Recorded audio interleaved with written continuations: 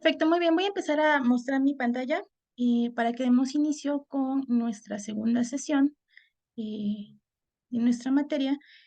¿Me pueden confirmar si lo pueden ver, por favor? No, denme un segundo.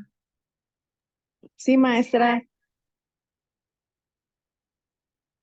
Solo que no está en modo de presentación, ¿verdad? Sí, profe. Un segundo. Vamos a presentarlo.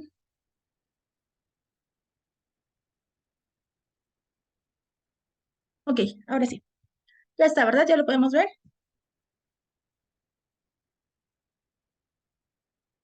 ¿Me pueden confirmar? Sí, sí se ve, maestra. Sí, maestra. Perfecto. Bueno, pues para iniciar con esta parte, recordarán ustedes que en nuestra sesión anterior quedó asignada una actividad de tarea. Sí, entonces manténganla ahí porque eso lo vamos a retomar precisamente para la parte media de esta sesión. ¿Ok? Era respecto al ámbito jurisdiccional de las normas jurídicas. ¿Sí? Como bien recordarán, en nuestra clase anterior decíamos y comentábamos que la conducta humana se regula mediante diferentes órdenes normativos, ¿sí? ¿Cuáles son estos? Pues la religión, la moral, y los convencionalismos sociales y por último el derecho, que esto hace alusión pues a las normas jurídicas. Estos órdenes normativos que son de diferente naturaleza tiene una pretensión. ¿Qué pretensión es? ¿Cuál es el fin de estas normas, sí, de este carácter? Pues es moldear el comportamiento de todos los individuos que forman parte de una sociedad, ¿sí? ¿Cuál es el objetivo de estas normas? ¿Por qué han sido creadas? Sí, pues es llegar a esta parte, decíamos, en un primer momento, pues de conseguir o llegar a tener una convivencia pacífica, ¿sí? Entre las personas. ¿Para qué sirve la convivencia pacífica? La convivencia pacífica en un orden social, pues va a traer consigo ciertos beneficios, y de todo tipo, tanto desde el punto de vista económico, desde el punto de vista de los ordenamientos que existen. Sí, a esto lo vamos a traducir en una parte o lo que conocemos como el bien común. Si gran parte de los fines de un Estado, sí, o de una organización, pues es el bien común, dentro de lo cual corresponde o comprende también dar a cada quien lo que le corresponde. Hablábamos también en un sentido llano de lo que es la justicia, si empezábamos nosotros a analizar este tipo de conceptos. Ahora bien, en esta parte de las normas religiosas, ¿sí? Sabemos que la religión sí tiene ciertas normas. En el caso, por ejemplo, de la religión católica, sí, por citar un ejemplo, y porque hablamos de la religión católica, muchas veces, bueno, se los comenté en la clase pasada, no es por una ideología propia, es más bien porque sabemos que es una de las religiones que mayor adeptos tienen alrededor del mundo. Entonces, por eso la estamos retomando como ejemplo. Sin embargo, pues sabemos que podemos considerar muchas otras más que existen, ¿sí? En esta parte de la religión sabemos que dentro de las normas, ¿sí?, que existen en la religión católica, está prohibido, por ejemplo, el homicidio, está prohibido los robos, está prohibido las mentiras, la avaricia, la pereza, y todo esto, ¿dónde lo vamos a encontrar? Al menos en la religión católica, ¿sí? En normativas que nos instruyen o que son instruidas tal vez en una edad inicial, y lo vamos a conocer, por ejemplo, a través de lo que son los 10 mandamientos, o sabemos que hay cosas prohibitivas como pueden ser los 7 pecados capitales, ¿sí? Son cosas o son comportamientos que se encuentran prohibidos dentro del ámbito de la religión. En cualquier norma religiosa, como se los comentaba en la clase anterior, lo que es una característica imperante que tiene mera conectividad, ¿sí?, con un factor que conocemos como fe, ¿sí? A esa fe que se profesa, esa ideología que se tiene, pues es lo que hace que las personas se agrupen en diferentes estratos, ¿sí? En diferentes cuestiones o diferentes grupos dependiendo de la ideología. Y entonces surge esta necesidad de que de igual manera en ese grupo social, sí, que se conforma por conducto de la ideología, pues haya diferentes pautas de comportamiento. Y en este caso, pues son estas normas religiosas que he mencionado. Nuevamente reitero, existen muchas más religiones, muchas más creencias, muchas más cuestiones que se profesan, y cada una pues tiene sus parámetros de norma o sus normativas religiosas, ¿sí?, respecto a las cuales pues se van a estar rigiendo los comportamientos de las personas que practiquen esta fe, ¿sí? En un segundo momento tenemos la moral, ¿sí? ¿Qué es la moral? Pues esta parte de los valores morales dentro de la cuestión de la axiología, yo les comentaba, que existen pues los valores morales, los valores cívicos, los valores éticos, ¿sí? Mediante o por conducto de ellos o por conducto de la moral, se van a impulsar los buenos hábitos, ¿sí? Los buenos comportamientos.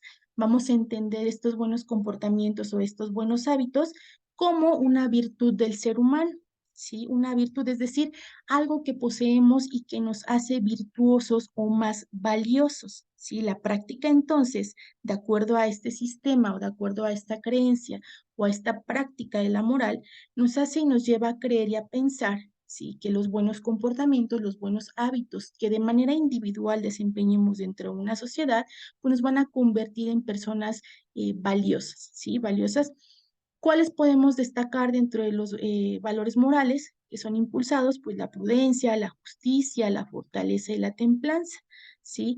Estos valores, estos conjuntos de normas o de comportamientos, sabemos que no se encuentran escritos. Si esa es una de sus características, no se encuentran escritos. ¿Qué pasa con ellos? Pues están cultivados en nuestra persona, en nuestro actuar, nos son enseñados desde que somos muy niños, nos van formando en ellos, pero sabemos que no se encuentran escritos, ¿sí? Esta parte de la coercibilidad, ¿sí? Que pudieran tener los valores morales, pues no la tiene. ¿Por qué? Porque la coercibilidad hace referencia a esa obligación o a ese estatus que tiene un gobernante para cumplir y hacer cumplir cierto mandamiento. Entonces, en este caso, ¿cuál es la única consecuencia del incumplimiento o la no práctica de algún tipo de valor moral o alguna regla moral? Pues va a ser tal vez el rechazo que tengamos por parte de la sociedad o lo que conocemos como algún cargo de conciencia, ¿sí? De igual manera, los convencionalismos sociales, estas formas de comportamiento a las cuales se ven obligadas las personas a llevar a cabo. ¿Por qué? Pues porque son normas de conducta que están siendo dictadas por la mera práctica. Si estas buenas formas de exteriorizar, estas cuestiones que podemos conocer como reglas de etiqueta, si estos convencionalismos sociales o las formas de comportamiento en la sociedad, de igual manera no se encuentran escritos, si no tienen esta coercibilidad, no tienen esta heteronomía que caracteriza las normas, únicamente pues son aceptadas, ¿sí? Porque son buenas prácticas que podemos llevar a cabo como ciudadanos o como miembros de una comunidad social, ¿sí? Para tener estas buenas prácticas o demostrar educación, ¿sí? Y por último, el derecho traducido, ¿sí? Como el conjunto de normas jurídicas, ¿sí? Lo vamos a conocer como el principal sistema normativo, ¿sí? Entonces, este conjunto de normas jurídicas, ¿sí? Lo vamos a conocer como un sistema normativo que junto con la moral y con lo religioso hacen posible la convivencia civilizada, ¿sí? Todo esto, estos aspectos de la religión, la moral, los convencionalismos sociales y la normativa jurídica no están aislados unos de otros. Todos desde las esferas que les corresponde, que son 4, tienen como finalidad la convivencia civilizada y estarán de acuerdo entonces que desde lo que son la moral, desde lo que es la religión, se nos enseña que en todo grupo social, ¿sí? Hay normas de comportamiento, ¿sí? Por ejemplo, como pudiéramos retomar el aspecto de la religión, sabemos, ¿sí? Que está prohibido tomar cosas que no nos corresponden, ¿no? Y está tal vez en un mandamiento, está escrito en algún documento que sirva como fundamento para la religión, y está ahí. Sí, es una prohibición, no podemos tomar cosas que no son nosotros, no podemos apropiarnos de cuestiones que no son de nosotros. Y se nos va formando en esa cuestión desde el aspecto de la fe, de la religión, pero también en la parte de la moral existe algo que se puede conocer como honestidad, y esa honestidad que nos lleva entonces también a formarnos y creer y saber que no podemos apropiarnos de algo que no sea nuestro. ¿Sí? Entonces, está ahí, son pensamientos que se nos van cultivando, que se nos va formando en ello. ¿Y qué pasa? En un último momento, ¿sí? Existe un conjunto de normas jurídicas de carácter penal, ¿sí? Que van a venir a otorgar una pena, una cuestión punitiva a aquellas personas que se apropien de algún objeto, de un bien mueble o inmueble que no sea de su propiedad, ¿sí? Y que tal vez exista el dolo o la mala fe. Y entonces vemos cómo va evolucionando esta característica o esta norma o este parámetro de no apropiarnos de cosas que no son nosotras hasta llegar al carácter de una norma jurídica. Y cuando ya estamos hablando de una norma jurídica, sabemos entonces que hay una obligación a no cometer cierto comportamiento, o mejor dicho, que esta conducta, sí, que es típica y antijurídica, está descrita en una normativa jurídica que es de carácter penal, lo cual nos lleva a la consecución de quien cometa esa conducta y se adecue al tipo penal que está descrito en el Código Penal, entonces será acreedor a una sanción, ¿sí? Y es así como va evolucionando. Sabemos que en la parte de la religión y la moral, esta norma no se encuentra o no tiene una forma de consecuencia, ¿sí?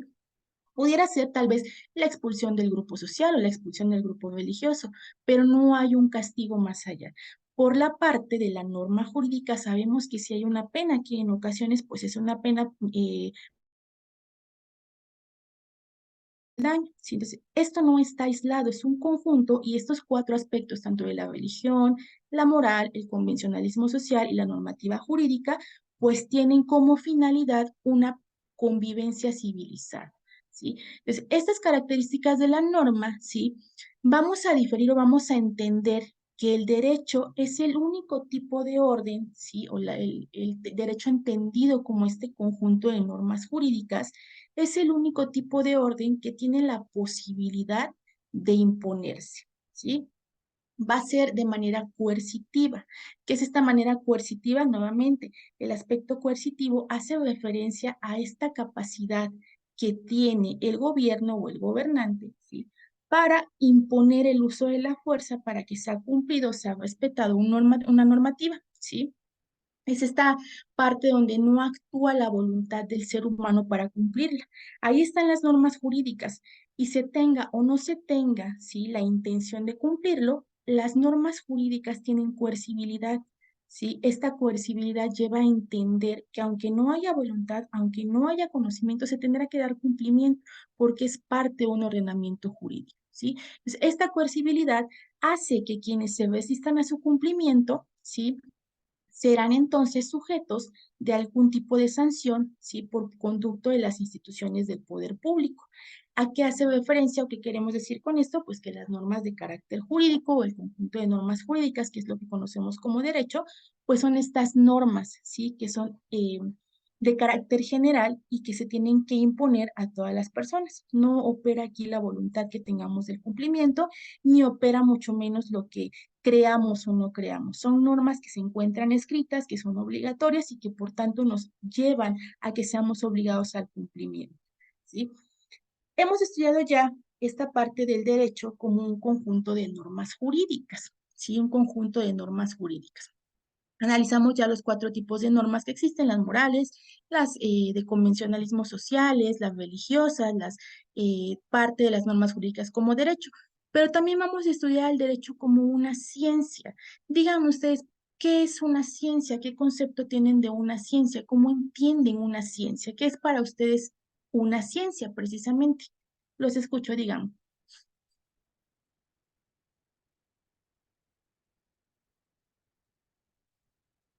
Eric, Stephanie, Aislinn, ¿qué es una ciencia? Bueno, yo considero que es como el conocimiento, ¿no? Que podemos tener a partir del estudio y la observación de las cosas y el Sí, pensar. muy Sí, maestra. Ok, muchísimas gracias. Muchísimas gracias, José. ¿Alguien más? ¿Qué es una Profa, ciencia? es como un conjunto de, de estudios sistemáticos, profa, que van a llegar el porqué de esa, de esa, de ese concepto. Lo van a estudiar de manera, como lo dije, sistemático, o sea, profundo, profa.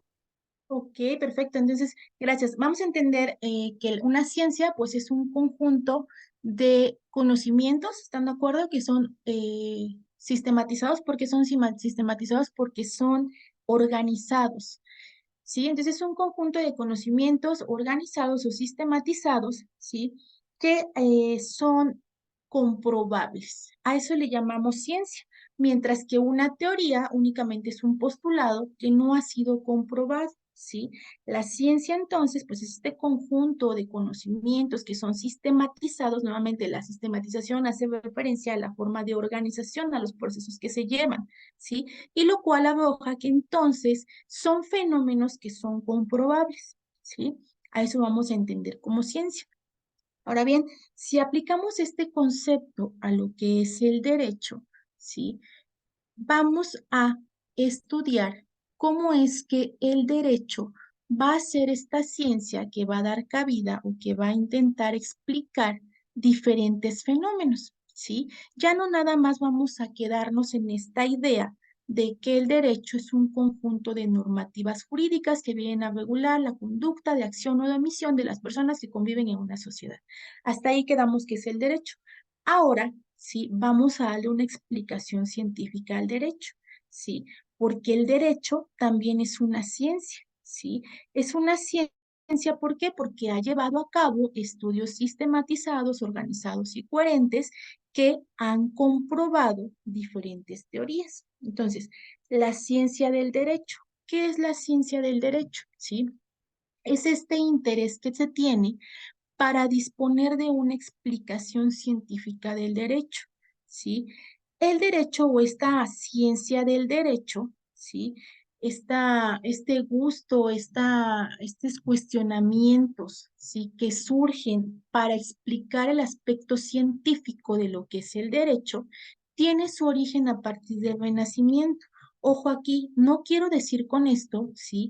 Que el derecho haya surgido en la etapa del Renacimiento, porque no es así, ¿sí? Recuerden nuevamente, ya no estamos ocupando nada más el conjunto de normas jurídicas, ¿sí? Porque sabemos que eso tiene sus antecedentes, ¿sí? Desde lo que es el derecho romano, desde las épocas antiguas que datan entonces desde antes del nacimiento de Cristo, que es la era cronológica en la cual se divide el estudio de la historia, ¿sí? Entonces, no estamos estudiando esta parte de las normativas, ¿sí? Porque sabemos que eso es desde antes, estamos hablando del derecho como ciencia y surge a partir del Renacimiento, que pues data por ahí del año 1300, ¿sí? Entonces, aparece o se empieza a sentir esta parte de querer tener una explicación científica de lo que es el derecho, ¿sí? ¿Qué pasa entonces? Como disciplina científica, ¿sí? Nace a la luz o se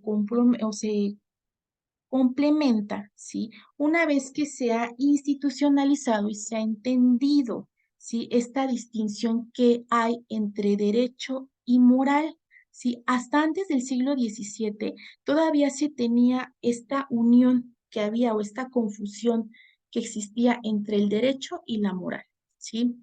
A partir del siglo XVII es entonces que se empieza a disociar este concepto de derecho y de moral y se le da a cada uno una distinción, ¿sí? Y entonces, ¿sí? Hay una creación de los jurisconsultos alemanes que data por ahí de mediados del siglo XIX, ¿sí?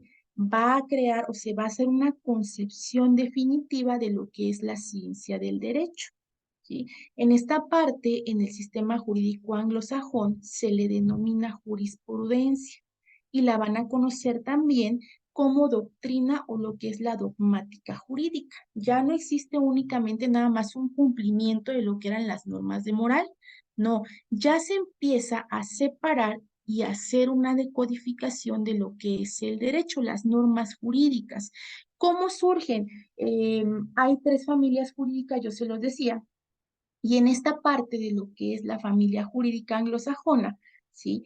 El derecho no es un conjunto de normas jurídicas, más que nada son preceptos de interpretación a cada caso concreto y a esta interpretación que se da y aplicación de alguna norma moral a cada caso concreto se le denomina jurisprudencia, ¿sí? Este conjunto de razonamientos lógico-jurídicos que hay para determinar alguna aplicación de alguna norma a cada caso concreto se denomina jurisprudencia. No es un derecho escrito, es un derecho aplicable por el juzgador que se basa meramente en la interpretación que se realiza, ¿sí? Pero aquí empieza a surgir esta parte de la ciencia del derecho. Entonces, A esto también se le conoce como doctrina. La doctrina se diferencia de la ley. ¿Por qué? Pues la ley es de carácter escrita, es un conjunto de normas jurídicas que han sido elaboradas por el Estado y cuyo destinatario sabemos que somos los gobernantes. La doctrina es un concepto, es una explicación escrita, ¿sí? Son postulados que están creados por los jurisconsultos, son parte de explicaciones que se tienen a dar, ¿sí? En esta parte de lo que es el derecho. Y también lo vamos a conocer como dogmática jurídica, ¿sí? Entonces, en esta historia de la ciencia jurídica hubo ciertas dificultades, ¿sí? Sobre todo, o más que nada en los inicios. ¿Por qué? Pues porque hubo una preeminencia de las ciencias naturales en esta época, ¿sí?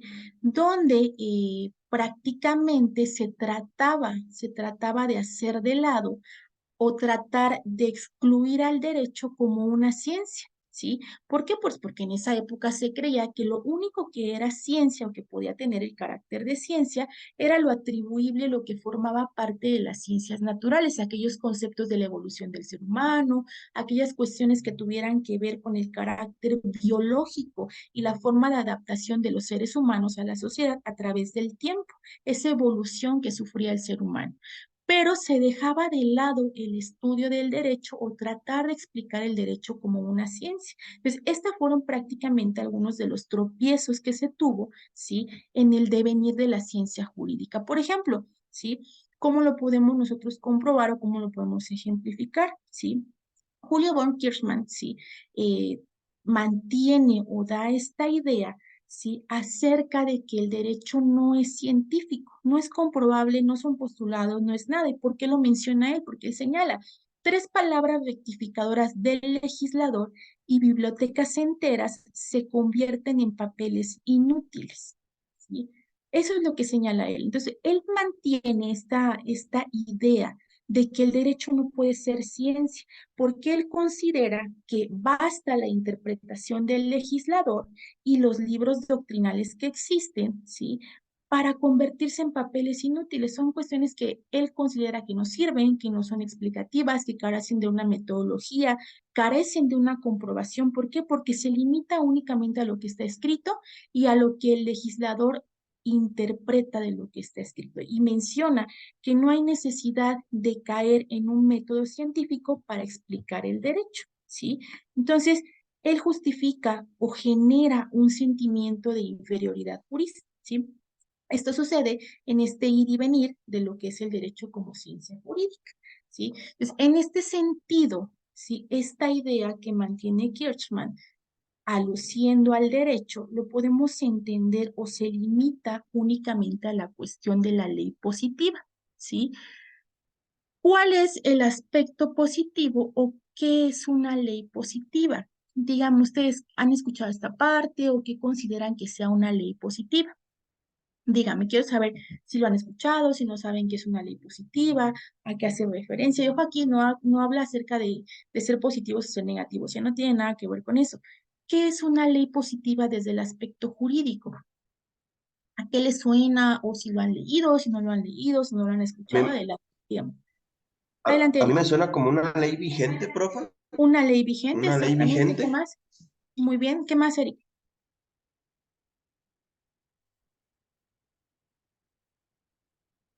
Como bien lo menciona Eric, la ley positiva desde el punto de vista jurídico lo vamos a entender o lo vamos a conocer como aquellas normativas que se encuentran vigentes pues en el momento en el cual estamos hablando, ¿no? Por ejemplo, en este momento sabemos que una ley positiva puede ser la Ley Federal del Trabajo, la Ley Agraria, el Código de Procedimientos Civiles en el aspecto federal, ¿sí? El Código de Procedimientos Penales en el aspecto federal. Son leyes positivas. ¿Por qué positivas? Porque son vigentes y son aplicables a los casos concretos en algún cuestionamiento o en algún conflicto que se pudiera suceder. Eso es la ley positiva. Entonces, retomando esta parte que nosotros... Disculpe, son las Adelante. leyes que actualmente nos rigen. Son las leyes que nos rigen, las que se encuentran vigentes, porque ojo aquí, sabemos que hay leyes que pudieron ser derogadas, pudieron ser abrogadas o pudieron ser reformadas, ¿sí? Entonces, esas leyes que ya han sufrido alguna derogación, abrogación o reforma, pues ya no son positivas, ¿sí? Las positivas son las que se encuentran vigentes, las que no rigen hoy en día. Por ejemplo, nuevamente les puedo citar una ley positiva o la máxima ley positiva que tenemos en México, pues es la Constitución Política de los Estados Unidos Mexicanos. Sabemos que el texto data de 1917, ¿sí? Ha sido un proceso de constitucionalismo que se ha dado en el Estado mexicano. Nuestra Constitución vigente, y cuando ustedes tienen la oportunidad de verlo, se van a dar cuenta que dice Constitución Política y data de 1917. Sin embargo, eso no quiere decir que no ha sufrido reformas. Claro que ha sufrido demasiadas reformas, sí, claro que ha sufrido demasiadas adiciones, ¿sí? Pero es la ley que se encuentra vigente, no ha sido abrogada. Una ley abrogada es la que de plano, por consenso de cualquiera de los métodos que hay para reformar una ley, pues la abrogación la da por prácticamente inútil o ya no es aplicable. ¿Sí? Entonces, una ley positiva es aquella que se encuentra vigente en nuestro tiempo y nuestro espacio. Por tanto, entonces, también entendemos como ley positiva aquel carácter jurisdiccional de las normas jurídicas, y eso ya lo hicieron ustedes de tarea, ¿sí? Hay precisamente normas o validez de la norma jurídica porque por tiempo, por espacio, por territorio, ¿sí? Hay diferentes características de vigencia de la ley o de aplicabilidad de la ley, ¿sí? Dependiendo de lo que nosotros vamos a estudiar, hay al menos 4 características de vigencia de la ley o de aplicabilidad. Entonces, vamos a conocer como ley positiva aquella que es vigente y aplicable, ¿sí? En nuestro tiempo, en nuestro momento y en nuestro espacio, ¿sí? Entonces, retomando estas cuestiones de lo que decíamos del derecho como ciencia y de todas estas dificultades que ha tenido, este pensador, este científico, Kirchmann, reduce el derecho a lo que es únicamente la ley positiva, ¿sí? Y sabemos que el derecho no solamente es la ley, el derecho no solamente va a ser este conjunto de normativas que están escritas. Es la parte más importante, claro que sí. ¿Por qué? Pues porque es todo lo que se encuentra escrito, ¿sí? Es la parte medular del derecho. Pero hay más aparte de solamente esto. A eso se dedica la ciencia jurídica, ¿sí? Entonces, si analizamos un poco el objeto de estudio de la ciencia jurídica, ¿sí? Los científicos del derecho sostienen diferentes opiniones, ¿sí? Por ejemplo, número 1, ¿cuál es el objeto de estudio de la ciencia jurídica según Immanuel Kant? José, ¿me puedes apoyar con esta parte, con el primer punto, por favor?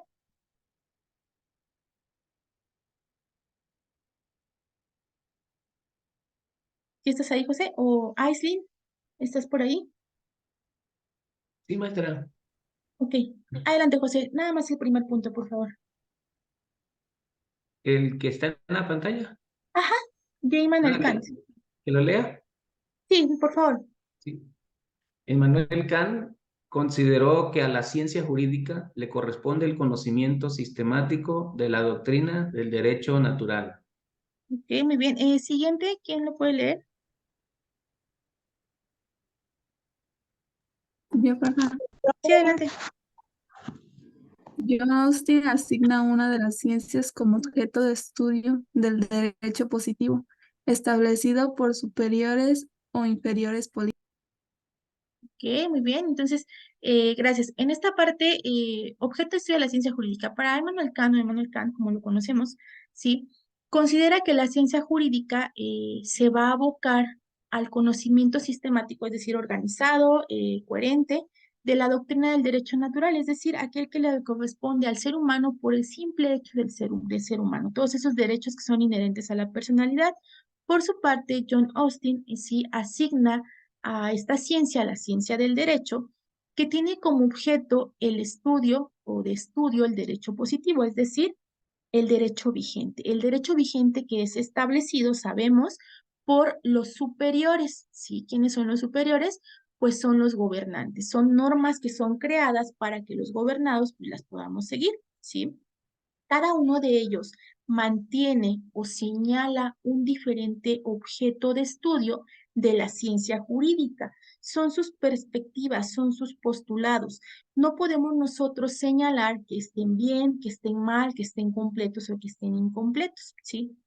Cada uno de ellos tiene en el ámbito de su estudio diferente concepción acerca del objeto de estudio de la ciencia jurídica, ¿sí? El último ejemplo que nos marca aquí, ¿quién me lo puede leer, por favor? Yo, profa. Adelante. Ronald Dworkin considera que la ciencia jurídica debe limitarse a la descripción del derecho positivo y prescindir de los juicios de valor, así como caracterizarse por ser neutral e independiente de los intereses políticos. Ok, muchísimas gracias.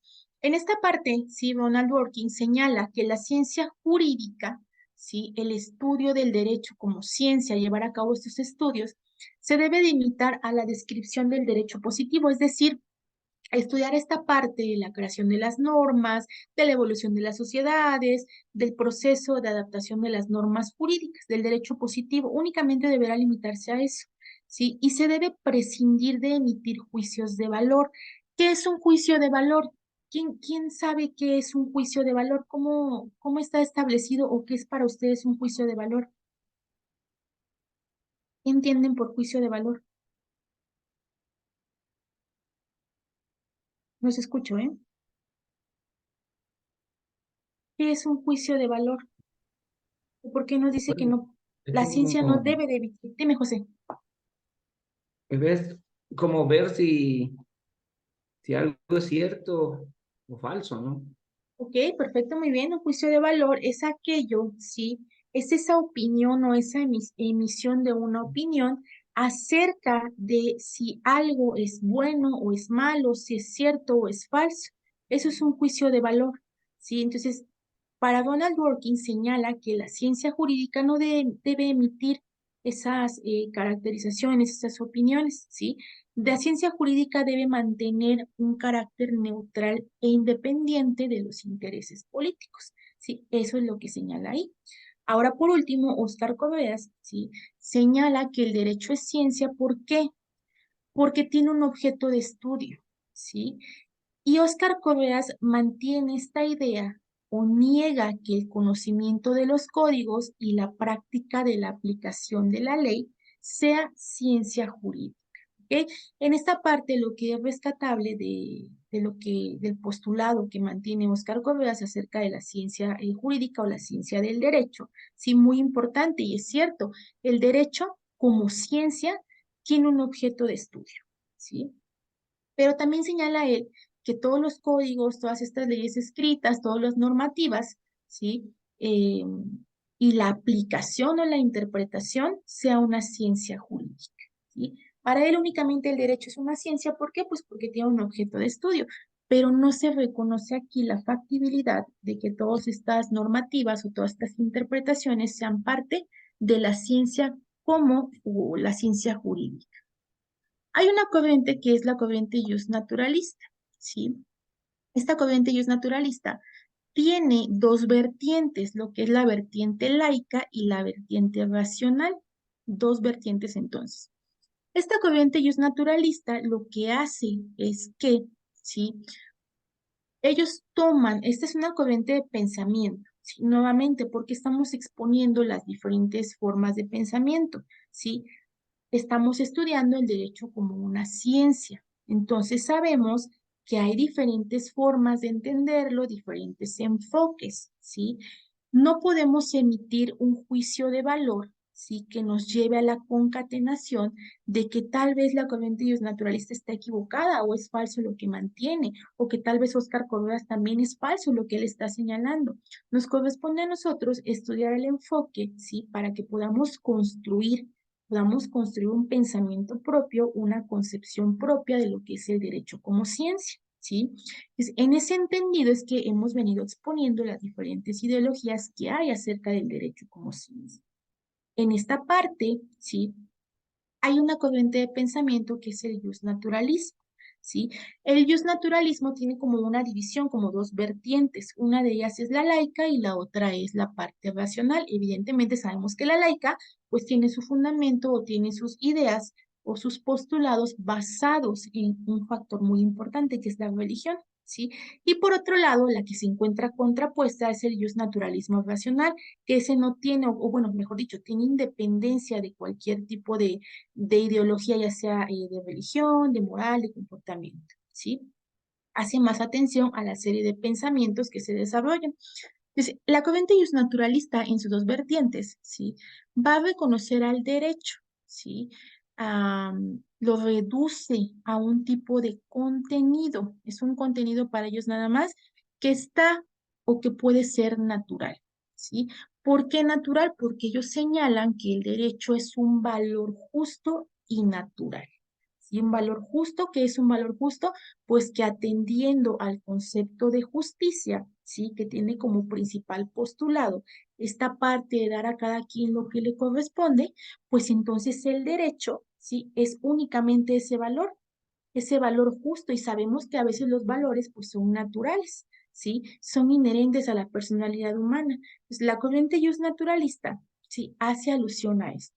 El derecho únicamente o lo entiende al derecho como algo que tiene relación intrínseca únicamente con lo justo, ¿sí? ¿Y qué es lo justo? Dar a cada quien lo que le corresponde.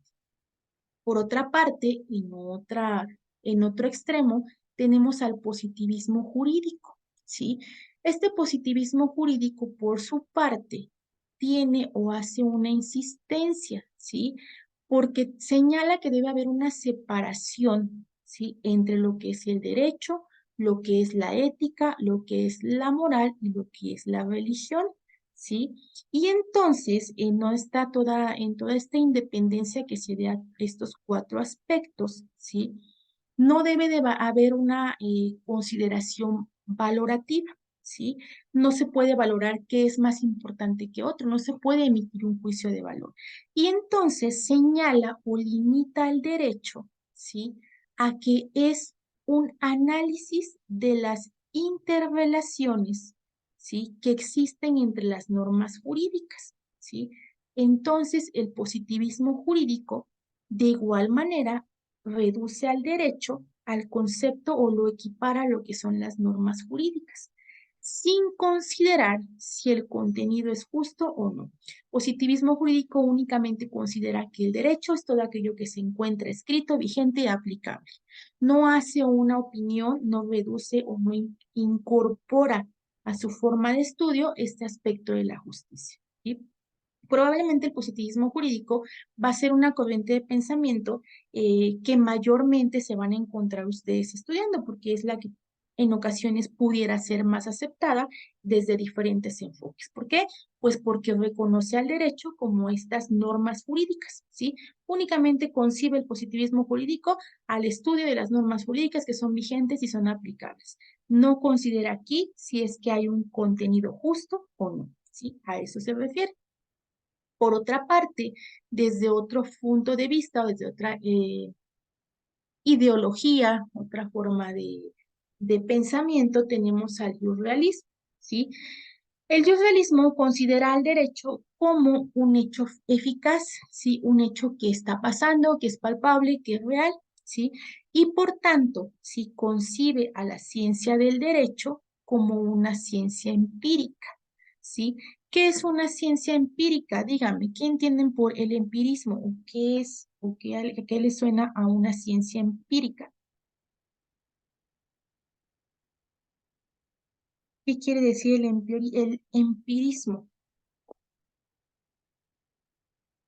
Díganme.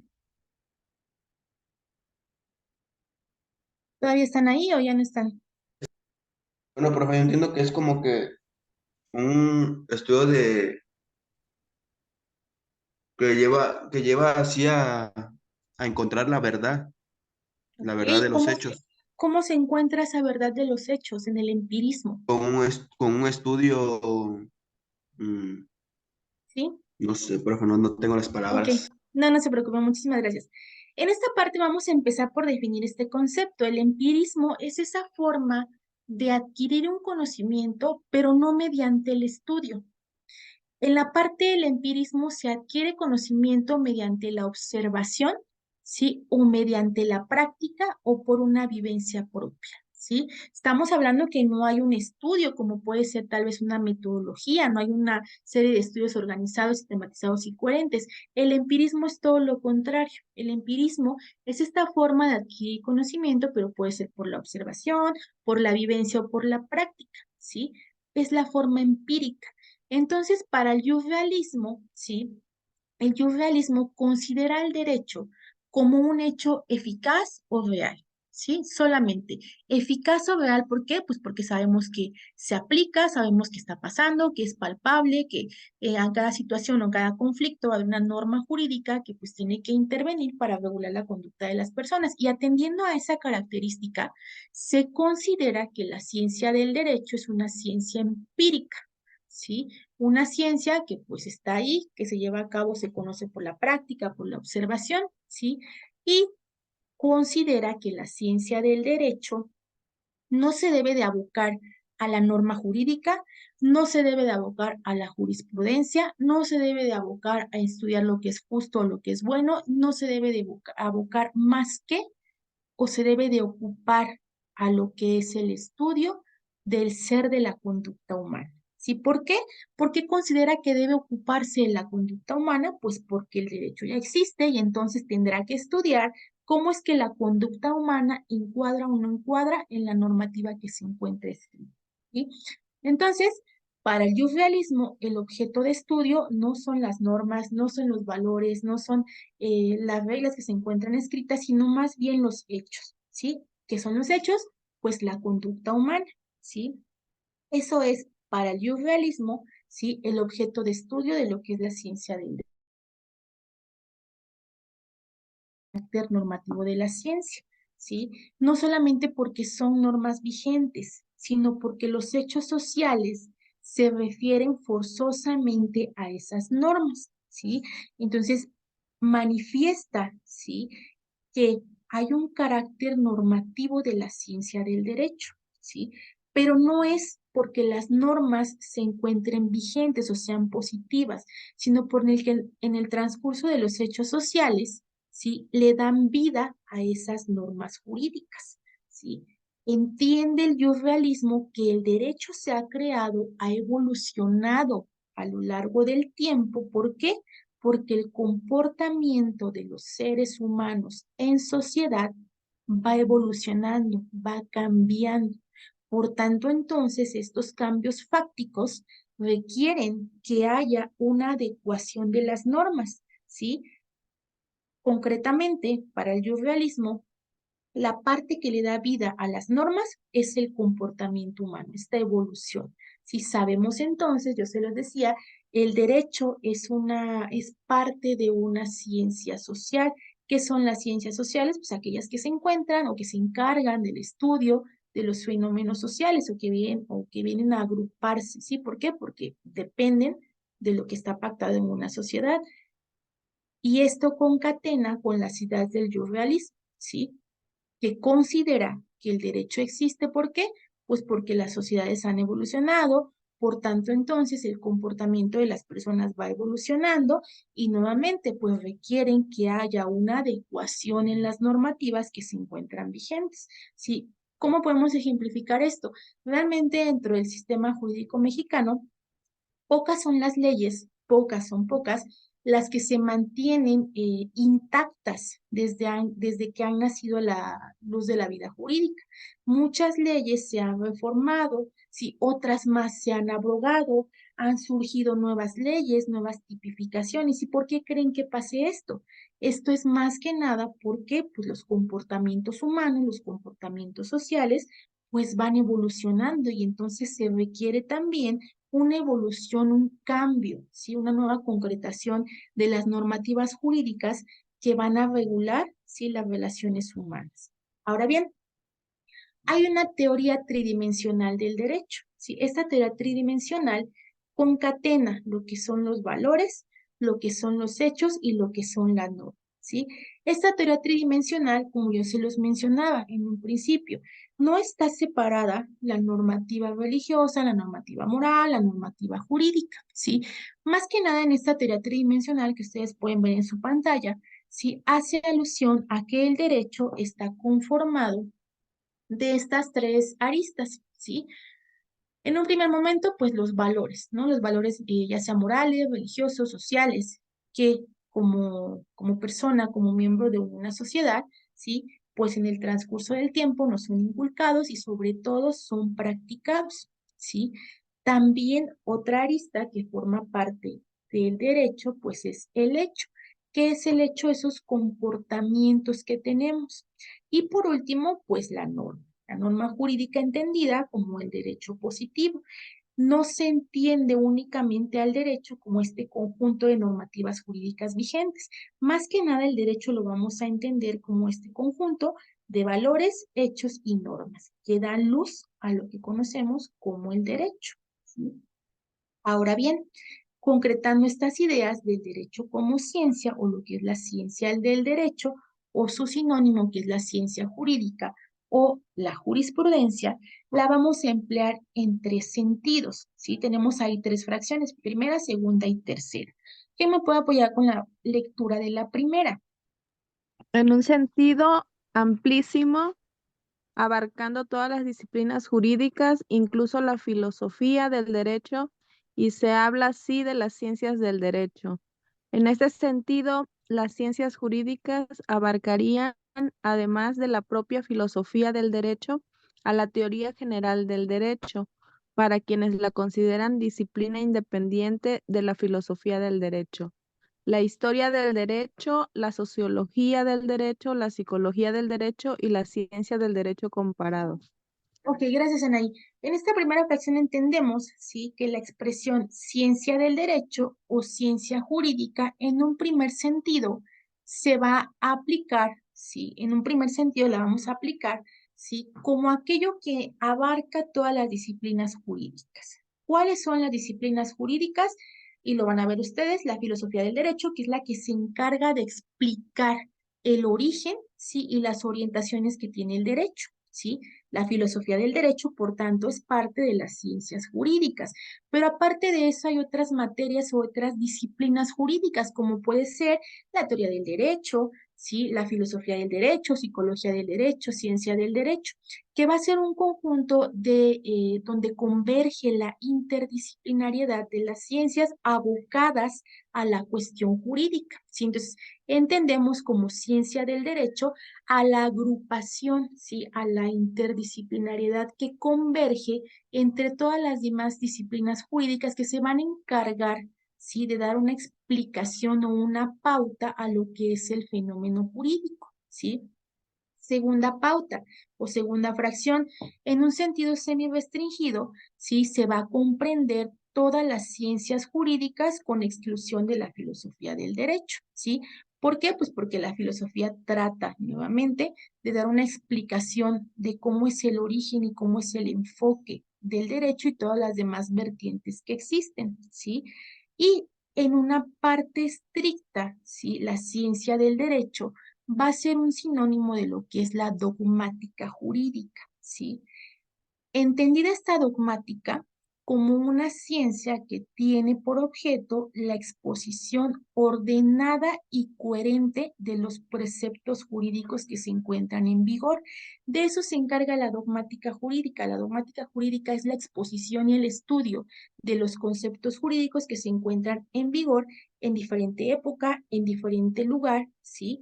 Eso se encarga la dogmática jurídica, aparte de sumar la interpretación y la aplicación. Entonces, en estos tres sentidos, en un sentido amplio, semi-restringido y meramente estricto, es como nosotros podemos entender lo que es la ciencia del derecho, ¿sí? La ciencia del derecho. Ahora, avanzando en este sentido, tenemos un concepto del derecho, ¿sí? Digan ustedes, ahora que ya hemos visto lo que es la ciencia del derecho, que ya analizamos las normas, ¿qué le pudieran atribuir a su concepto de derecho que construyeron la semana pasada, que me mencionaban ustedes que era el conjunto de normas jurídicas? ¿Qué otra parte le pudiéramos agregar a este concepto de derecho? ¿Qué más le pudiéramos agregar? ¿Qué otra parte le pudieran ustedes definir? ¿La pudieran mencionar? Si alguien les pregunta, ¿qué es el derecho para ti? ¿Qué es lo que contestarían? Como usted lo dijo, profa, el conjunto de normas jurídicas ¿Qué? que estudian la conducta, las conductas humanas, profa. ¿Sí? Más que nada que vienen a regular, ¿no? Porque el estudio no lo van a estudiar. Si hay algo que estudie la conducta humana, pudiera ser la sociología, ¿no? O tal vez la psicología jurídica. pero las normas jurídicas vienen a marcar la pauta de cómo deben ser los comportamientos humanos. Ok, Eric, muchísimas gracias. ¿Alguien más? ¿Algo más que pudieran agregar a este concepto que acabamos de escuchar? ¿Qué otra cosa pudieran agregar? Maestra, como bien dice el compañero, conjunto de normas jurídicas que regulan las conductas humanas, y ya viendo ahorita la parte científica, podría ser a través o que aplicando los conocimientos o el objeto de estudio, de hechos comprobables. Ok, de hechos Yo se lo comprobables. podría agregar. Perfecto, muy bien, y que tal vez son normativas jurídicas que con el paso del tiempo y la evolución del ser humano en la sociedad ha causado la creación, abrogación o derogación de las mismas normativas jurídicas, ¿sí? Son normas o son normas de derecho positivo que tienen un espacio de vigencia y un tiempo de vigencia. Ahora, si nosotros estudiáramos ya no el derecho como es una ciencia, sino ya tratáramos de establecer un concepto y una evolución, ¿sí? Sabemos que desde la antigüedad, estamos hablando desde antes de Cristo, lo que yo les mencionaba desde esas ideas que tiene Justiniano, y esto sucede antes de Cristo con los romanos, si a eso nos referimos con la antigüedad, hasta la época del Renacimiento, que fue aproximadamente el año 1300, y esto ya es después de Cristo, ¿sí? Prevalece una idea, ¿sí? De que el derecho es aquello que es lo justo, ¿sí? De ahí viene esta acepción que nos da en las institutas de Justiniano, que dice que es el arte de lo bueno y de lo justo. ¿Sí? Esa es para el derecho romano la definición del derecho. ¿Sí? Entonces, en este lapso de tiempo que va desde la antigüedad, que estamos haciendo alusión a un periodo antes, esta cuestión cronológica que se da de la división de la línea del tiempo en la historia, ¿sí? Prevaleció hasta la época del Renacimiento, entendiendo al derecho como lo que era justo, ¿sí? ¿Y qué era lo justo? Pues lo que era legal, lo que estaba pegado a la normativa, ¿sí? O lo que es igual, la igualdad, ¿qué es? Pues la igualdad, que todos somos, gozamos de los mismos derechos, las mismas obligaciones, ¿sí? ¿Qué pasa? Hubo una evolución, ¿sí? Hubo otras ideas para expresar lo que era la cuestión o el aspecto jurídico, ¿sí? Estas otras ideas aportaron, ¿sí?, una evolución del término. Y aquí hay una división, como yo se los estoy marcando aquí. Una parte de la antigüedad, sí, que abarca de lo que es el Antiguo Testamento, tomando como referencia los textos bíblicos, sí, existe esta parte del Antiguo Testamento, las ideas de Platón y Aristóteles, sí, también los estoicos y la ley natural romana, y los preceptos o las ideologías que tiene San Agustín de Hipona, sí, hablando de lo que es el derecho. Esta parte que ustedes pueden apreciar en su pantalla, donde convergen las ideas que están plasmadas en el Antiguo Testamento, Platón y Aristóteles, los estoicos y la ley romana natural, y por su parte también San Agustín, forma parte de las ideologías o los conceptos que se tienen del derecho de lo que conocemos como una etapa antigua, ¿sí? Desde que se marca, donde pueden ver ustedes esta flecha amarilla, ¿sí? Ahí empiezan a surgir, es como una línea del tiempo, una evolución que hay, pero desde el punto de vista de las diferentes concepciones o ideologías que se dan en referencia al concepto del derecho, ¿sí? Entonces vamos evolucionando y hay quienes van aportando nuevas ideas para evolucionar nuevamente. No lo estamos exponiendo para emitir juicios de valor, sino para tener un conocimiento de cómo se ha dado esta evolución a través del tiempo acerca de la concepción del derecho, ¿sí? El humanismo otorga o proporciona nuevas concepciones acerca del derecho, ¿sí? También Hobbes y los utilitaristas, Locke y Montesquieu, ¿sí? Rousseau y Kant van a evolucionar y van a aportar, ¿sí?, nuevos postulados, nuevas ideas para fortalecer este concepto del derecho, ¿sí? Entonces, ha habido una evolución histórica en lo que es el concepto del derecho, ¿sí? Y vamos a caer en esta parte que hay conceptos creados acerca del derecho. Y estos dos conceptos ya no dependen de un autor, sí, ya no dependen de una persona, sino que están siendo clasificados desde el ámbito en el cual fueron creados. Uno va a ser desde el ámbito jurídico y otro va a ser desde el ámbito sociológico, ¿sí? En el ámbito jurídico, sí podemos citar como un ejemplo, ¿sí?, de esto. ¿sí? Para Kant, el derecho es un conjunto de condiciones bajo las cuales el arbitrio de uno puede conciliarse con el arbitrio de otro según la ley universal de la libertad. Para Kant, eso es el derecho, ¿sí? Ya no se queda nada más en un conjunto de normas jurídicas que regulan la conducta.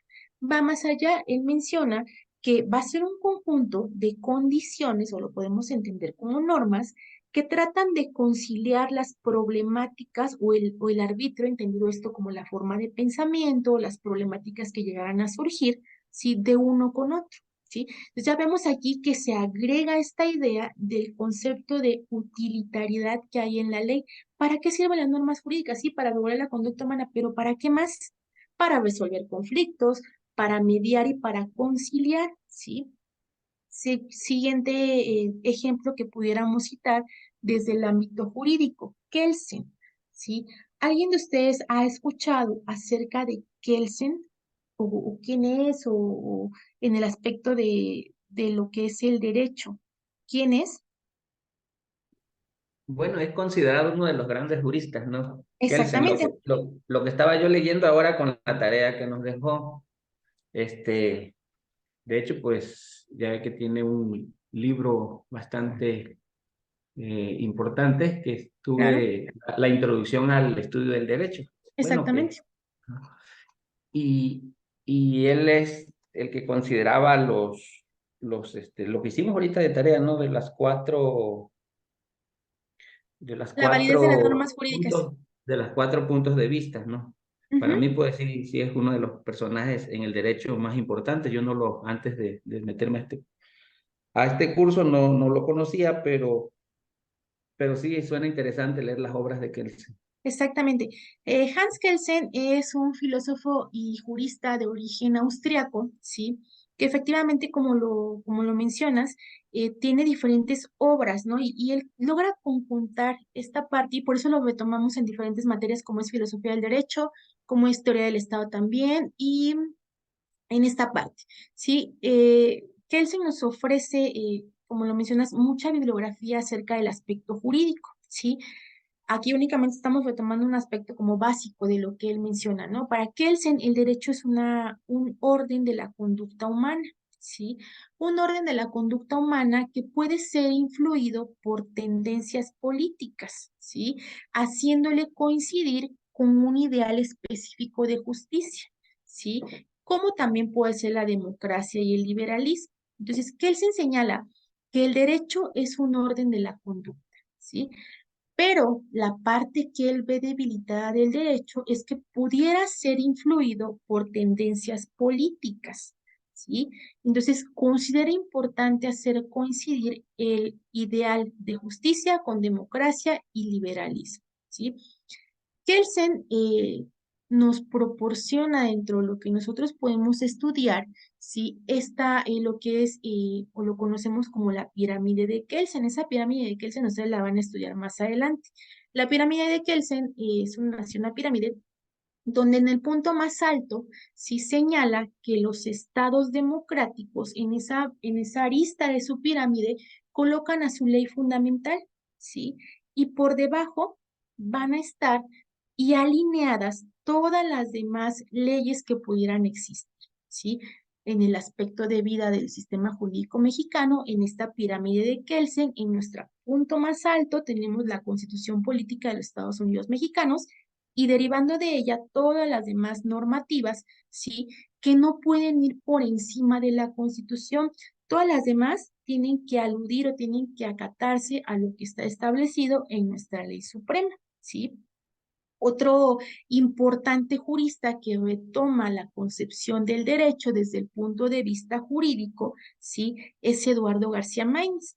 Eduardo García Maínez considera que el derecho es un orden concreto, que es instituido por el ser humano, sí, sí, pero que tiene o que se señala la observancia de valores cuyas normas son cumplidas por los particulares, ¿sí? Y si existe inobservancia a estas normativas, ¿sí? Aplicadas e impuestas, pues van a tener una sanción que es impuesta por los órganos del poder público correspondientes. Como se pueden dar cuenta, es una evolución, si estas ideas están organizadas en un orden cronológico. Solamente es por citar algunas, hay muchísimas más que ustedes pudieran encontrar, ¿sí? Pero estas tres que hemos retomado corresponden cada una a una parte de la historia o como una línea del tiempo, sí que está organizada de esta manera, ¿sí? Hasta llegar tal vez a lo que es o a lo que nos señala Eduardo García Maínez, ¿sí? Que nos considera o pudiera ser una concepción, por así decirlo, una de las más actualizadas o de las más recientes de más reciente creación. Eduardo García Maínez también va a ser un jurista que ustedes van a estar estudiando en esta parte. Sus principales aportaciones o sus principales bibliografías tienen que ver en relación con lo que es el derecho constitucional, ¿sí? Entonces, Eduardo García Maínez considera que el derecho es un orden concreto que sí es instituido por el ser humano, ¿sí? ¿Para qué? Para que haya observancia. Y en caso de inobservancia o lo que entendemos como el incumplimiento, va a haber una sanción que es impuesta por parte del poder público, ¿sí? Y en el ámbito social, eh, la concepción del derecho, ¿sí? Lo vamos a entender como un medio de control social. ¿Qué es un medio de control social? Pues nuevamente es un medio para mantener el orden, para mantener las cuestiones pacíficas, para mantener las sanas relaciones entre las personas que convergen en una sociedad. Entonces, desde el punto de vista social, ¿sí? El derecho, o lo que quiero que entiendan que esta parte de lo social es en relación concreta desde el punto de vista de la sociología, ¿sí? Entonces, desde el punto de vista de la sociología, surge la concepción del derecho desde el ámbito de vista o desde el punto de vista social. Y desde el punto de vista social, se entiende que el derecho va a ser un medio de control social. ¿Por qué? Pues porque sabemos que las conductas deben estar apegadas a las normativas jurídicas. No podemos nosotros realizar, ¿sí?, algo que esté prohibido en la ley. O, bueno, sabrán ustedes que la ley no es prohibitiva, la ley es descriptiva y las conductas son las que se van encuadrando a los diferentes tipos que existen, ¿sí? Entonces, desde el punto de vista social, se le considera el derecho como un medio de control social, ¿sí? En esta concepción se ubica esta noción de Maquiavelo, ¿sí? Acerca, en este libro que se llama El Príncipe, en esta obra, ¿sí? Se retoma o se tiene una concepción acerca de lo que es el derecho, ¿sí? Y señala que el derecho es un hecho resultante de esta mecánica de juego entre fuerzas políticas, ¿sí?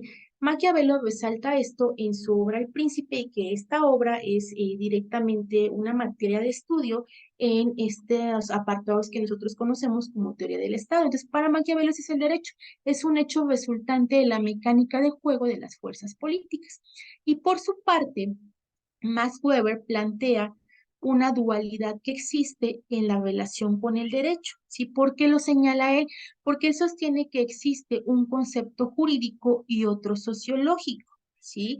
Desde el punto de vista jurídico, ¿sí? Estudia la parte o el estricto sentido de las normas, y en el punto de vista sociológico, ¿sí? Estudia lo que sucede en la sociedad en relación con las normas jurídicas. Esto es desde el punto de vista sociológico. Y para concluir, ¿sí? Sabemos o tenemos que esta ideología del derecho tiene una eficacia en la construcción de la conciencia del dominado desde el punto de vista sociológico, ¿sí? ¿Qué quiere decir con esto?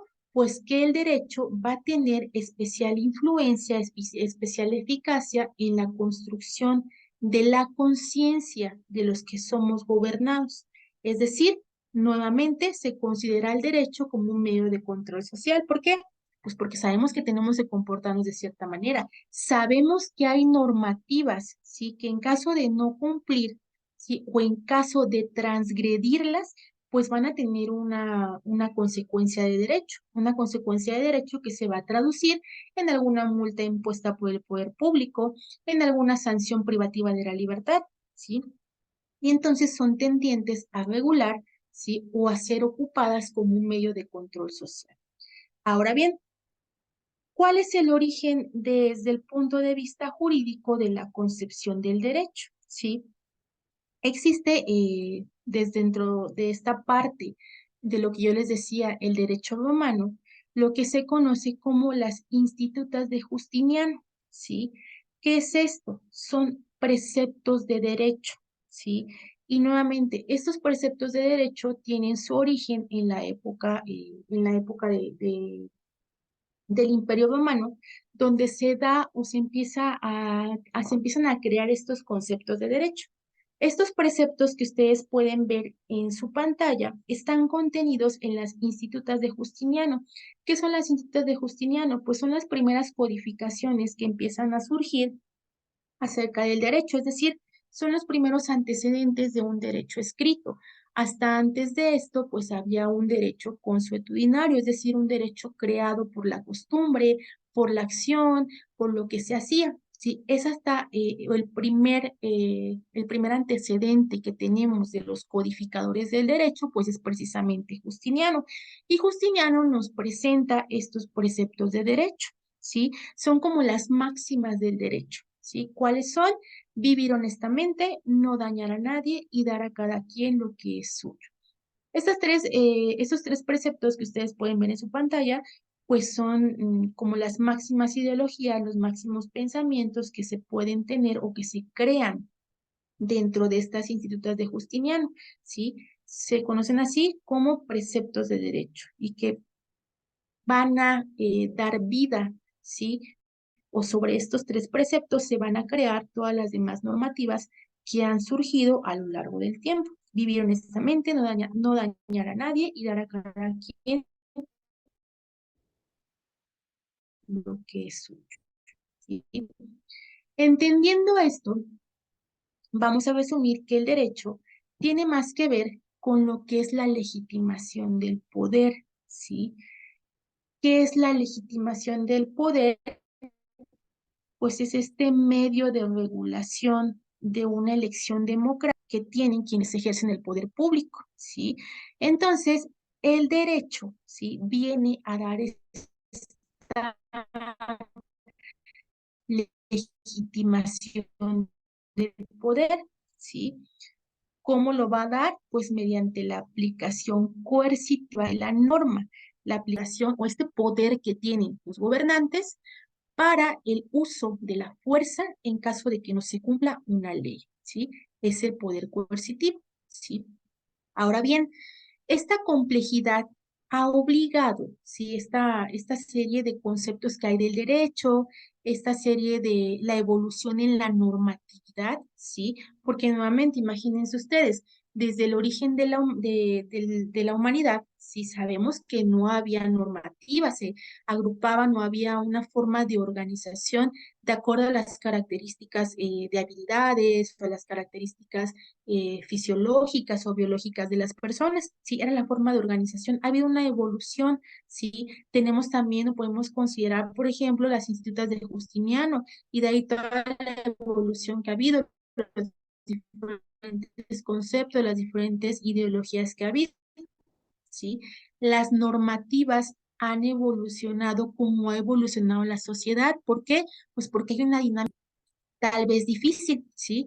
Esta evolución ha tenido como resultado que a lo largo de la historia, pues ha habido un número impresionante, ¿no? De codificaciones, de códigos, de sistemas jurídicos, ¿sí? Una gran cantidad de leyes y códigos que se han creado, ¿sí? Al día de hoy, pues existen desde el punto de vista mundial, pues muchísimas leyes, muchísimos códigos, pero si nosotros lo contextualizamos, al menos en el Estado mexicano, pues imagínense cómo se ha dado este proceso de creación y de aplicación de leyes, ¿no? Tomando como claro ejemplo o el máximo ejemplo este proceso de constitucionalización, cómo es que a lo largo de todo el tiempo, ¿sí? Del Estado mexicano se han creado, se han adoptado, se han reformado diferentes leyes supremas y cómo han nacido con el paso del tiempo diferentes leyes que se adecúan a lo que es la Constitución y todas ellas con la única finalidad de regular la conducta humana, ¿sí? Entonces, este sinfín de número de códigos de leyes, ¿sí? Lleva a una nueva necesidad, ¿sí? A que estas normativas ¿sí?, que tienen vida en el mundo jurídico sean clasificadas, ¿sí? Sean clasificadas de acuerdo a lo que está regulando, ¿sí? Y es así que se van a clasificar en materia administrativa, materia civil, materia mercantil, materia laboral o materia de amparo, ¿sí? Díganme ustedes, ¿a qué creen que haga referencia la materia administrativa? La materia civil, la materia mercantil, la materia laboral y la materia de amparo. ¿Cómo conciben cada una de ellas o qué es lo que ustedes creen que regule cada una de ellas? Los escucho.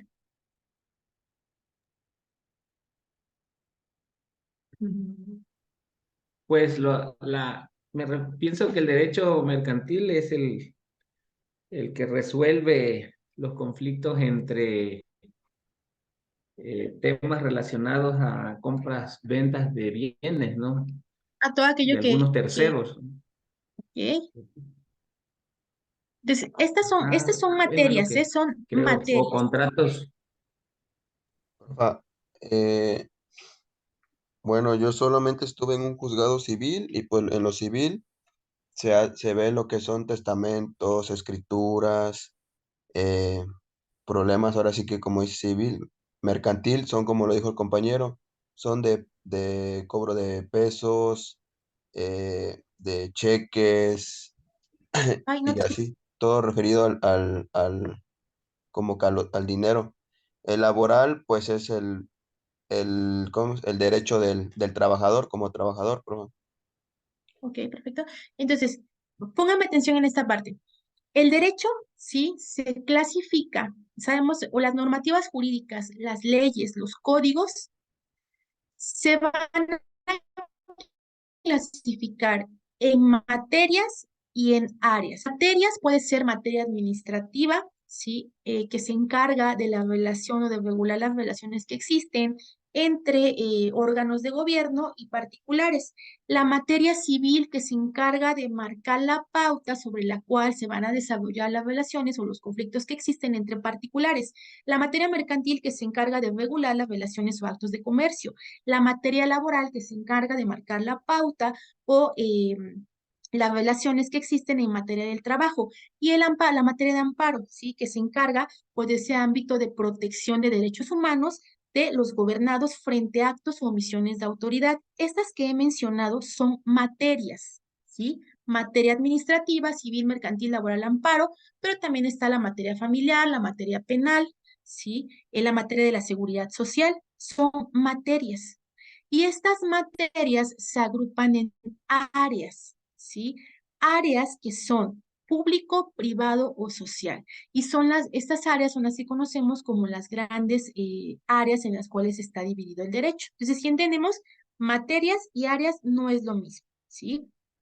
Las materias son las divisiones del derecho y las áreas son esas clasificaciones en las cuales vamos a agrupar las materias, ¿sí? Así lo vamos a entender. Y quiero que sí quede bien marcado esto para que le podamos dar seguimiento a lo que estamos haciendo. Entonces, dígame, ¿sí quedó claro que las materias, sí, se agrupan en áreas? ¿Sí están de acuerdo con eso? Sí, profa. Perfecto, ¿seguros? Stephanie, Jorge, Aislinn, Sí, maestra. ¿seguros? Bueno, me va a aplicar Sí, un ma- examen más tarde. Muy bien, entonces sabemos que las Sí, maestra. materias se agrupan en áreas. Esto es muy importante porque ya sea de la formación de derecho, administración o contaduría que estén estudiando, les va a servir, sí, porque tienen que tener conocimiento qué parte del derecho es, qué materia es, porque, por ejemplo, imagínense que les llegue tal vez, no sé, como administradores, como contadores, ¿sí? Una demanda de despido injustificado y la quieran resolver por la vía civil. Por supuesto que no es ahí, porque es por la vía laboral, porque sabemos que el derecho laboral, Ley Federal del Trabajo, artículo 5 constitucional, se encarga de marcar los preceptos sobre los cuales se tiene que versar o tiene que regirse las relaciones del trabajo, ¿sí? Y tenemos que entender que la materia laboral se encuentra agrupada dentro de lo que es conocido como el derecho social, ¿sí? Entonces, es una parte que tienen que dejar bien en claro porque no únicamente nos sirve como abogados, sino en las demás especialidades o en las demás profesiones también les va a ayudar, ¿sí? Ahora bien, entendiendo el derecho como un conjunto de normas que son creadas por el legislador, ¿sí? Las normas es muy importante. Las normas son creadas por el legislador. Y ojo, aquí estamos poniéndonos en el contexto del derecho humano, ¿sí? Las normas, pero no es cierto, porque también la iniciativa privada, ¿sí? O los ciudadanos pueden tener la iniciativa de crear una ley, ¿sí? Hay una propuesta, pero recuerden, ¿quién se encarga de votar estas leyes? ¿Sí? El poder legislativo, ¿sí? Estas normas son creadas por el legislador, le dan esta vida jurídica y son integradas a la Constitución. Sabemos que tenemos leyes reglamentarias, tenemos códigos, tenemos reglamentos, ¿sí? Y también tenemos decretos. También tenemos jurisprudencia, ¿sí? Y también la práctica de los órganos jurisdiccionales y administrativos, ¿sí? Que no son violatorios de leyes vigentes. También tenemos doctrina jurídica, ¿sí? Entonces, todo esto, ¿sí? Conforma lo que son las normativas o lo que es el orden jurídico de un país, ¿sí? También tenemos lo que es la doctrina jurídica, ¿sí? Y esta doctrina jurídica, se los mencionaba, es todos estos escritos, estos pensamientos que hay de diferentes juristas, estos preceptos del derecho. Todo esto, este conjunto de normas, leyes, códigos, jurisprudencia, doctrina, ¿sí?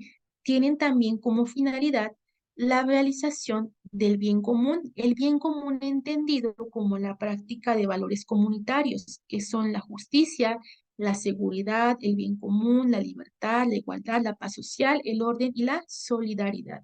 Son valores que deben ser puestos en práctica en la sociedad para que de esta manera se alcance un bien común, ¿sí? Ahora bien, sabemos que desde el aspecto de las normas jurídicas, ¿sí?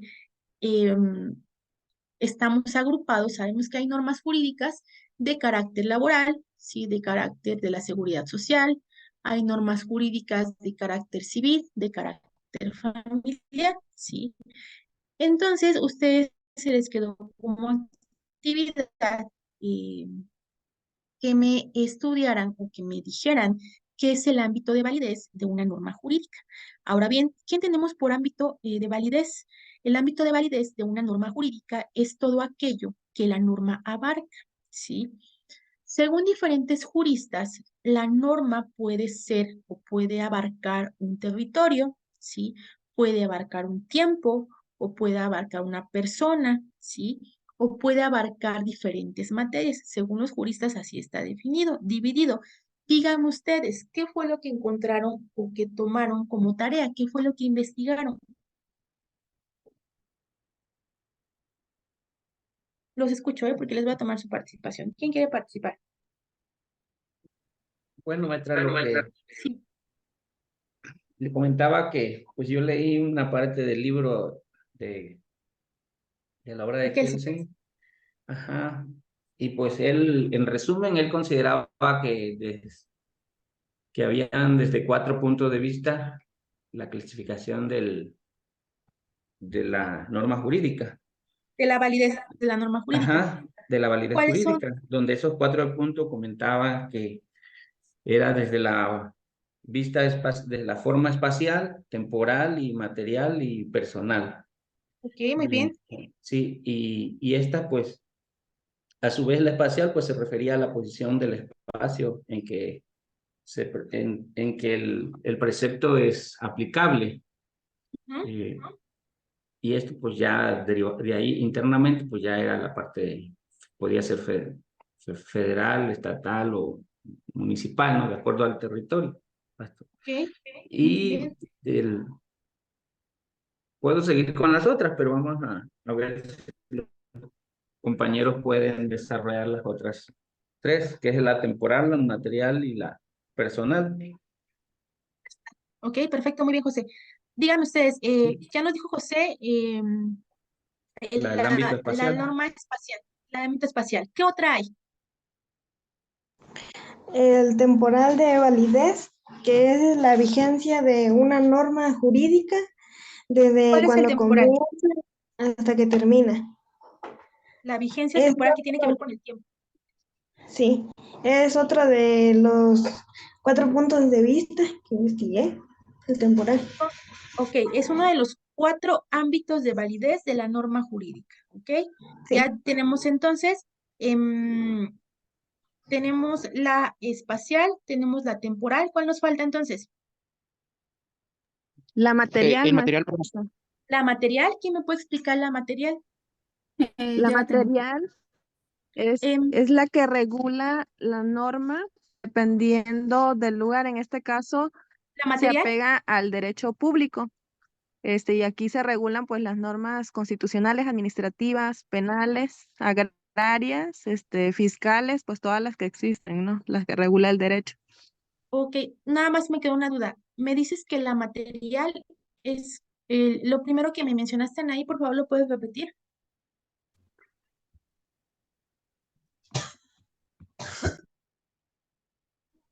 Maestra, Sí. disculpe, es que mi sobrino apagó mi internet. Ah, no, no te preocupes, no te preocupes, Eri. ¿De qué Entonces, perdí? de las normas, ámbito de validez de las normas jurídicas. Nada más en esta parte me quedó duda.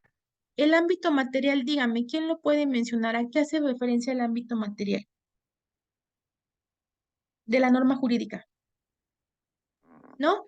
Es porque es como lo que nos dijo ahorita, profa, sobre la materia que contiene el derecho, profa.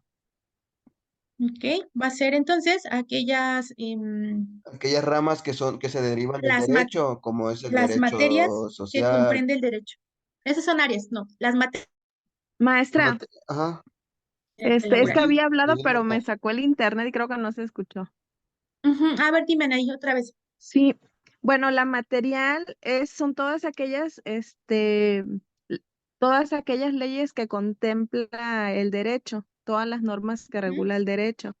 El derecho público en este caso, pues serían las constitucionales, las leyes administrativas, penales, procesales, fiscales, agrarias, todas las leyes que existen, ¿no? En No nuestro son leyes, país. son materias, son las Normatividad. leyes, Ujú. son leyes clasificadas en materias, ¿sale? Leyes clasificadas en materias. Ujú, sí, No estamos hablando de áreas del derecho, ok. son leyes clasificadas en materias. ¿Qué materias hay? Sabemos que hay muchas Civil, leyes, pero están clasificadas en materia civil, materia familiar, mercantil. materia laboral. Sí, ese es el ámbito material. Y por último, el ámbito personal. ¿Ese quién lo puede explicar? Yo, maestra. Adelante. Está constituido por los sujetos a quienes se les obligan las normas de derecho dividanse, que se dividen en general y son individualistas. Estas se llaman genéricas, las que obligan o facultan a todos los comprendidos dentro de una clase designada por un concepto, sujeto o disposición de normatividad. Ok, hasta ahí, Aislinn, muchísimas gracias. Les voy a explicar esto. Entonces, sabemos que los juristas clasifican la norma jurídica en ámbito de validez. Sí, este ámbito de validez de la norma jurídica puede ser espacial. ¿Por qué espacial? Porque abarca un territorio o abarca un espacio. Por ejemplo, sabemos que la Constitución es de carácter federal. Si la Constitución es válida en todos los estados. Sabemos también que nuestra república somos un sistema democrático, que somos diferentes estados que estamos agrupados y que conformamos una república. Ahora bien, es importante entender que cada estado es libre y soberano. Cada estado que conforma el Estado mexicano tiene su propia constitución y en ese entendido también cada estado tiene sus propias leyes estatales. ¿Sí están de acuerdo? Las leyes estatales que son emitidas por los congresos locales de cada uno de los estados tienen validez espacial únicamente en los estados, ¿sí? ¿Por qué? Atendiendo al ámbito de validez espacial. Por ejemplo, ¿sí? Vamos a hacer un ejemplo de esto, de carácter estatal, ¿sí? En Puebla tenemos nuestra ley estatal de educación que está alineada a los preceptos constitucionales, ¿sí? De nuestra ley federal. Porque nuevamente, atendiendo a la pirámide de Kelsen, sabemos que la Constitución es suprema, ¿sí? No puede haber nada por encima de ella, ¿sí? Entonces tenemos una ley estatal de educación.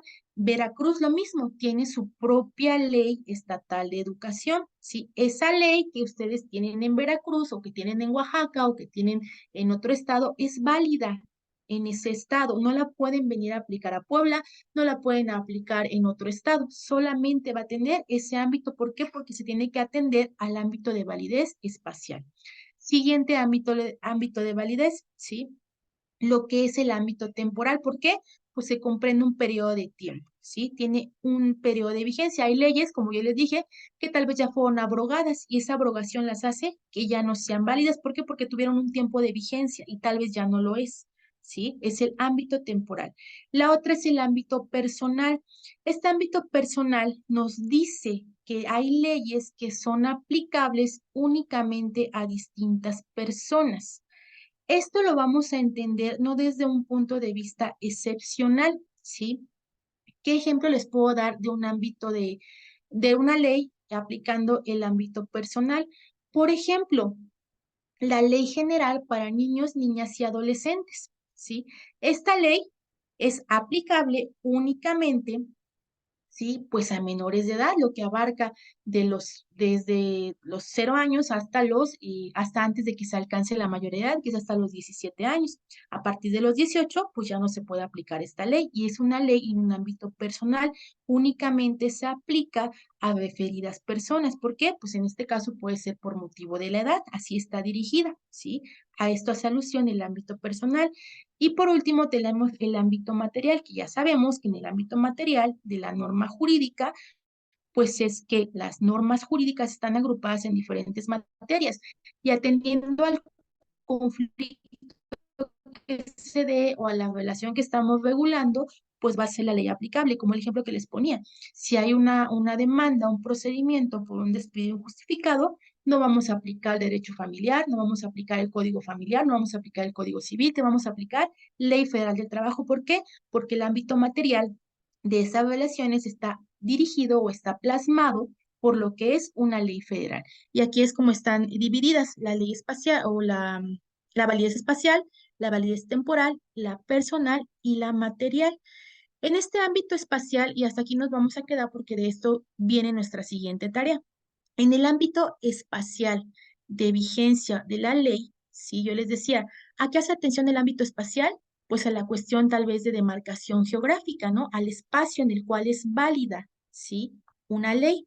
Entonces, en este ámbito espacial, como ejemplo, sabemos que hay leyes federales, leyes locales o estatales y leyes municipales. ¿Sí están de acuerdo con esto? Anaí, Eric, Stephanie, Aislinn, sí me siguen en este concepto. En el ámbito Sí, espacial, maestro. sabemos que tenemos Sí. leyes federales, ¿sí? Las leyes federales son aquellas, ¿sí?, que están expedidas por el Congreso de la Unión. ¿Quién es el Congreso de la Unión? Sabemos que es Cámara de Diputados y Cámara de Senadores.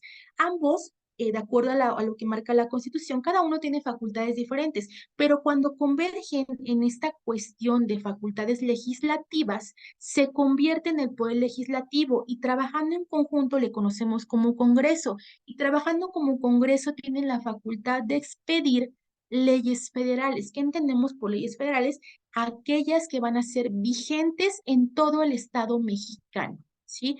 Y ojo aquí, quiero ser muy clara. La tarea que les voy a encargar es únicamente del contexto mexicano. No me investiguen leyes de Argentina, no, contexto mexicano, ¿sale? Entonces sabemos que en el carácter federal, ¿sí?, las leyes pues son aquellas federales que son expedidas por el Congreso de la Unión en carácter federal y son válidas en todo el territorio mexicano, ¿sí? En un siguiente momento, una siguiente clasificación, atendiendo al ámbito espacial, hay leyes locales o estatales. Lo que les decía, son aquellos ordenamientos que son expedidos por las legislaturas locales. Sabemos también que en el contexto local o estatal, ¿sí?, cada estado tiene su congreso, que es un congreso local que se encarga también o tiene facultades legislativas, ¿sí? Y estas leyes locales o estatales únicamente son vigentes en el estado que le dio vida a esta normativa, ¿sí? Y por último, tenemos leyes municipales. Estas leyes municipales son aquellas leyes o lo que conocemos como normativas, decretos, reglamentos, que son expedidas por los ayuntamientos, ¿sí? Es decir, cada uno de los municipios expide algún tipo de normativa. Por ejemplo, en el carácter municipal, cada municipio, ¿sí? Los municipios, recordemos que son la forma de organización de los estados.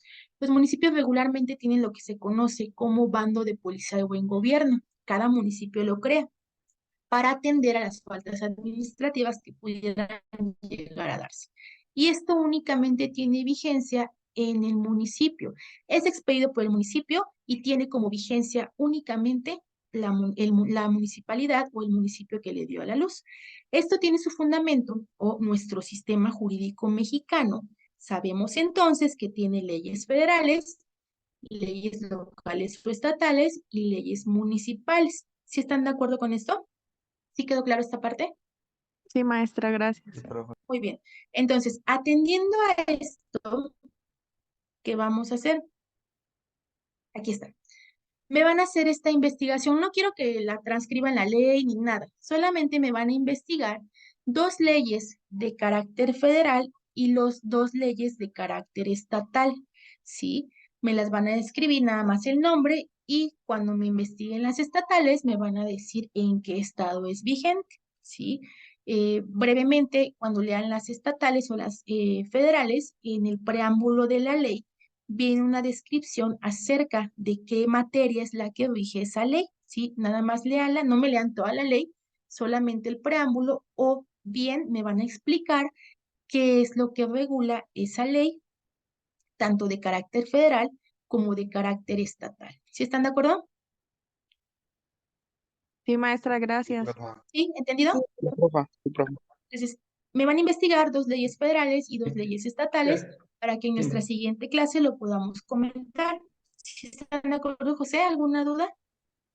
¿Esa es la tarea?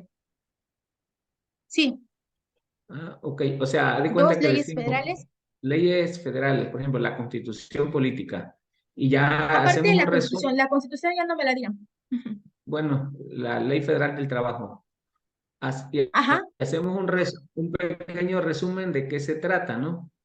No, no quiero nada escrito, no quiero nada escrito, no quiero resumen, solamente quiero que lean el preámbulo, nada más, no quiero nada escrito, solamente si lo pueden, ni tampoco lean toda la ley, porque por ejemplo la ley federal del trabajo es muy extensa, la ley agraria igual, y son federales, solamente si pueden investigar qué es lo que regula esa ley, ¿sí? Con ok. eso basta, nada Y más. dos estatales. Y 2 estatales. Sí, o sea, un resumen, pero acá de lo que uno puede entender para comentarlo en la siguiente Ajá, clase, sí, supongo.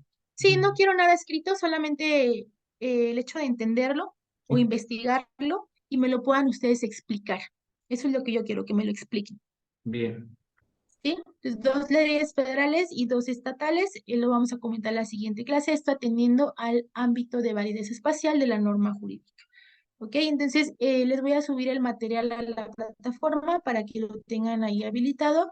Y de igual manera, esta parte del ámbito de validez de la norma jurídica, igual tiene que estar en la plataforma. Lo que hicieron de la tarea anterior, también tiene que estar en la plataforma, su investigación tiene que estar subida en plataforma. ¿Ok?